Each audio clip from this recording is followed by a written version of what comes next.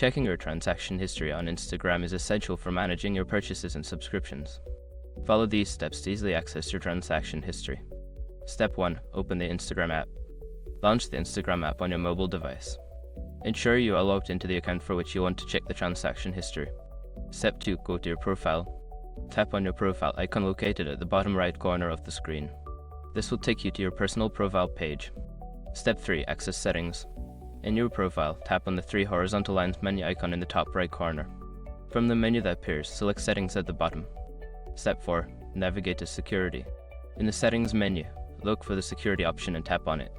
This section contains various security-related features, including your data. Step 5. View access data. Under the security section, find and select access data. Scroll down to the account activity section, where you can find your transaction history, including purchases and subscriptions made through Instagram. By following these steps, you can easily check your transaction history on Instagram. Regularly reviewing your transactions can help you keep track of your spending and manage your account effectively.